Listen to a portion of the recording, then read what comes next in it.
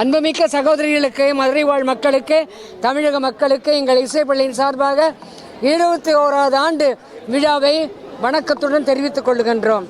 இந்த 71வது ஆண்டை சிறப்பிக்க வேண்டும் என்று மதுரை காந்தி மியூசியத்தில் 7108 திருவிளக்கு வழிபாடு செய்ய வேண்டும் என்று பிப்ரவரி மாதம் முதல் ஒரு முயற்சி எடுத்து இன்றைக்கு திருவினை ஆக்கியிருக்கின்றோம்.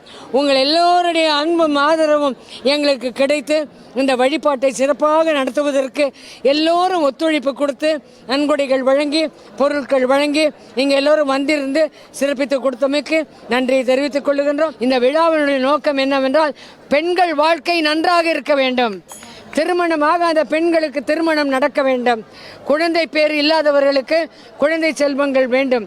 இதுதான் ரெண்டு குறிக்கோளும் ரொம்ப ரொம்ப முக்கியம். இந்த திருவிளக்கு வழிபாட்டில் எல்லோருடைய மனதும் சந்தோஷமாக இருக்க வேண்டும், பெண்கள் நன்றாக இருந்து நல்ல வாழ்க்கை வாழ்ந்து எடுத்துக்காட்டாக வாழ வேண்டும், பெண்கள் நாட்டிற்கு எடுத்துக்காட்டாக வாழ வேண்டும் என்று சொல்லி அனைத்து பத்திரிகையாளருக்கும் நன்றி.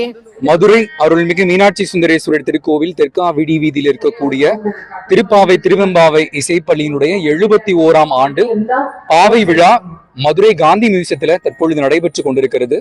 இந்த நிகழ்ச்சியுடைய நோக்கமே மக்கள் நலன் வேண்டிதான் இந்த ஆன்மீக வழிபாடு, திருவிளக்கு வழிபாடு நடைபெறுகிறது. கிட்டத்தட்ட பல வருடங்களாக எங்க திருப்பாவை திருவெம்பாவை இசைப்பள்ளி குழுவினுடைய தலைவி திருமதி செல்வி கே விஷாலாட்சி அவர்கள் இந்த விளக்கு வழிபாடு நடத்திட்டு இருக்கிறாங்க. பல ஆன்மீக ஸ்தலங்களையும் இந்த வழிபாடு நடைபெற்று கொண்டிருக்கிறது.